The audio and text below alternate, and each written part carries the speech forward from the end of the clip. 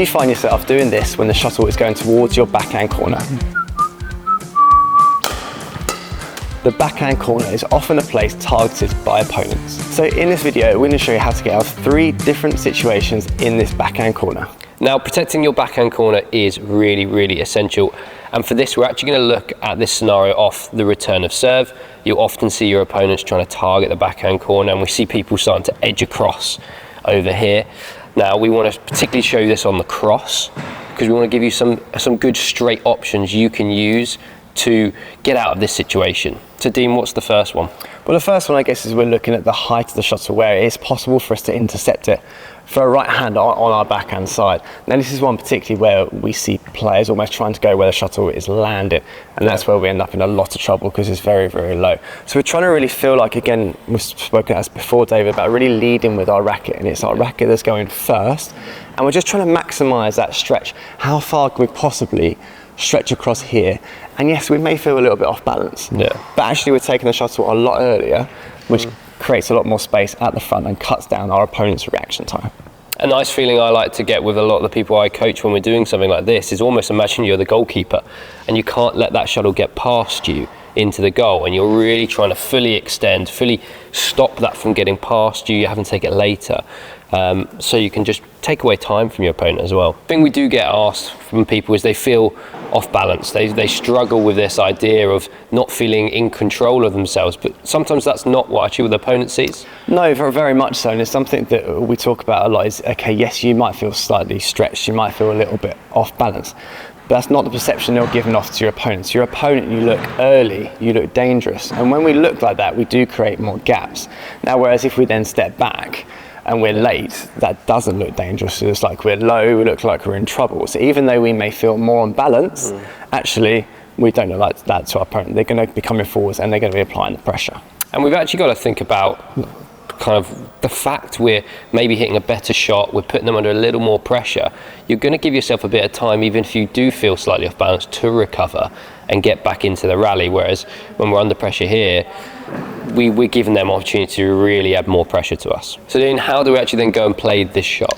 Well, as you mentioned, David, it's very much a kind of real big stretch with the arm, but also looking at the grip, definitely favouring bevel grip. The reason we're using a bevel grip is as we're stretching here, that is going to still keep the strings pointing straight. If we go too much on towards thumb, the angle of the racket is going to be pointing out the side. Then from here, it's just trying to feel like you're kind of guiding it down, maybe a slight movement of the wrist to add a little bit of pace. We don't want to feel like it's just army.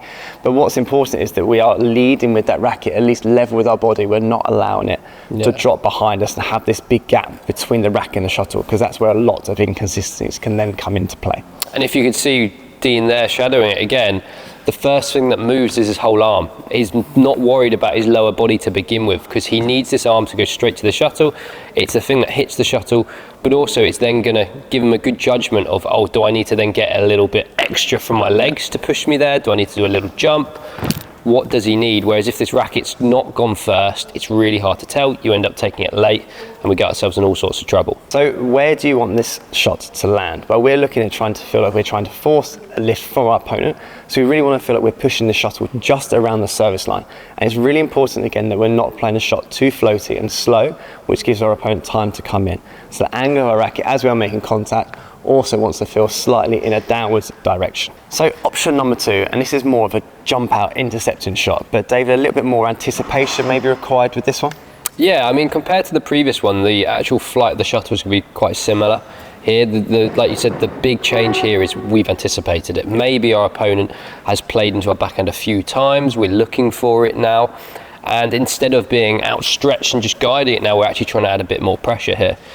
Similar things with the sort of the movement. We have to move nice and quick, we have to be explosive to get to it, but the big thing is we're actually now trying to really kind of utilise the fact we've anticipated, we've gambled on what they're going to do and put pressure on them. And we're very much looking at a stick smash here. So why is it that we won't be winding up to hit a full smash even though we've anticipated it? I think there are 2 big reasons here. One, that shuttle's still relatively flat, don't have that time to load up for a swing, but also the contact point for this is actually going to be a bit more, as a right-handed player, Dean, to my left-hand side here. I'm not going to necessarily get it over here, which means my racket position is going to be a bit more around my head, And from there, it's much easier to feel like you're snapping your forearm, your wrist to generate that power, instead of trying to load up and sort of awkwardly get around your head from that position. Because we're also looking for consistency here. We're not necessarily going out to win the rally straight away. We're just almost trying to stop that from us being in trouble for it, going into our backhand corner. And a stick smash for what we want to achieve in this situation is perfect to start us in a good position. And lastly, movement. Any difference to what we're covering in shot one? Yeah, and the big thing comes down to our legs. Now, we're actually going to lead with our non-racket leg here, Dean. So as we jump out, we're leading with that. It keeps our hips a bit straighter, meaning we can get this nice round the head stick smash. Whereas if we come with our right leg, we get our body all sort of turned and in a really awkward position. Big thing here is we're jumping, we're trying to take it nice and early. And we're just thinking about getting a nice, short, snappy action, nice and downwards, add pressure onto our opponent. Not necessarily going to be a winner, but the big thing is we're putting them under pressure and we've utilised the fact we've slightly anticipated their shot. And our last shot we are going to cover is the returner has successfully pushed the shuttle deep into our backhand corner and we're late. What type of shot do you want to play in here? Well, we've got to appreciate, okay, it's gone past us now. We're not doing any of our ones where we're trying to stop it going past us. Anything when the shuttle goes past us, we've got to allow ourselves to turn, Dean. Yeah. So we're actually going to play a bit more of a backhand. Typical backhand we might play within the rally when that shuttle's past us. We're going to still look for that control. You can still control from here, Dean, but we have to appreciate we're under more pressure now. And the big thing that we find here, David, you always said a little bit more control, is sheer panic. Yeah. When this happens in this situation, people lock up, people get tight, they know the pressure's coming. What advice can you give to those people? It's so easy just to say relax. Yes. It is. We do need to relax, but the best way to do it is to learn and put yourself in that situation more and more when we're training, so you can feel comfortable in that situation, and then you're going to play your best shot. And maybe think more about the outcome rather than the current situation. What is it I'm trying to do here? Where am I trying to hit the shuttle? And then that suddenly gives us a little bit more of a focus on the other side of the court, rather than kind of feel of maybe the pressure that we're under on our side. So David, you've already mentioned the importance of turning early. Let's start talking about the racket. So yeah, still again, we want this racket to go first. The main difference here is, because we're playing a backhand drop, Team, we don't want to go to the shuttle with the racket. Yes. It's got to prep for our backhand drop.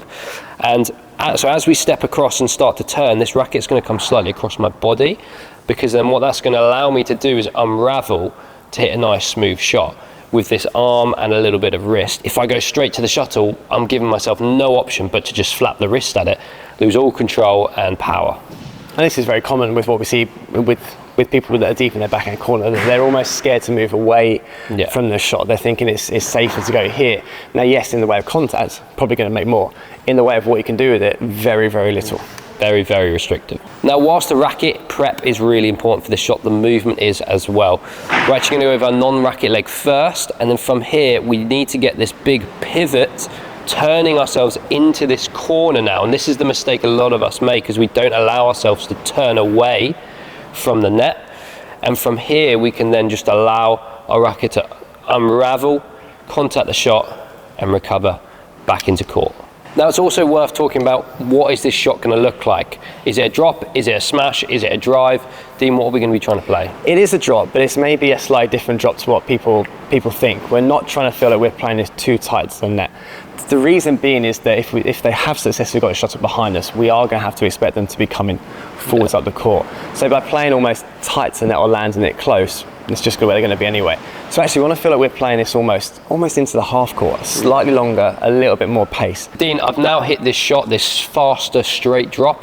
What shall we be doing afterwards? Well, we want to probably feel like we're moving forwards a little bit more within our own half. So if you take your position again, Dave, so as you start to unwind here, we're looking at David taking a step forwards here, but as he comes here back, he's keeping this racket out in front of his body. Because if we hit a good flat shot, we still have to accept, even if they're pressing up, it's very difficult for them to hit a hard shot down. So we don't need our racket down here. We need it out in front, ready to deflect that pressure that's going to be coming back at us. Now, if we're ready and we're relaxed, this shouldn't be too much of a problem. Where the issues come is if we're playing too slow and floaty and they're just smashing it down at our feet. So what I'd recommend is go away and practice these shots. One of the big things that you're going to have to learn is how to judge which one you should be doing, dependent on what your opponent's done. Obviously the one you're anticipating, yeah, that's great because you have that slight bit of edge because you're anticipating it. The others, a little bit more reactive, so you have to learn how you can distinguish how much pressure you're under and which shot you need to play.